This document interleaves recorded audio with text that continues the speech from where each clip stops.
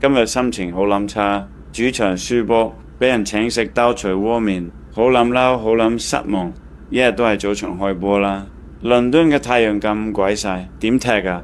班球員連個波都睇唔到，塊地又乾又硬，約基里斯先把握唔到最尾球黃金機會，所以咪輸咯。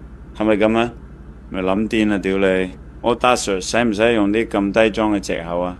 不過賽前嚟講，般尼茅夫唞足22日，滿血咁踢呢場波。我哋一周雙賽，條巴得返一半，攰嘅攰，傷嘅傷，唔係藉口，但我唔會話冇影響咯。仲有個鳩屎3月最佳領隊獎啊！屌你，邪交住晒，拎完之後冇啖好食，真係好唔老禮。以後咪諗再頒俾我啊！你班友仔輸還輸啊！主場唔知踢冧咗啲乜，後防有輪流接爆，完全唔識攻㗎喎。3波零威脅，我冇辦法相信啊！咁冇計啦，睇嚟都係要用翻絕招屈死球啦。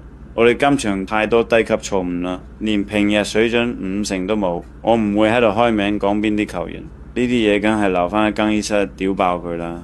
我留意到好多廠迷未完場就走人，明嘅，失望係理解嘅，冇晒3分係傷噶啦。作為一個有承擔嘅領隊，我必須要對廠迷講聲對唔嗨住，深感抱歉。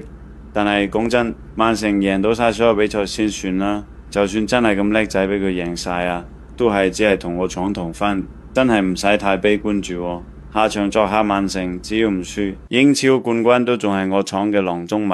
建議各位廠迷勿做勝利球迷，而家最後衝刺，繼續揸緊個信念，5月你自然會多謝我㗎喇。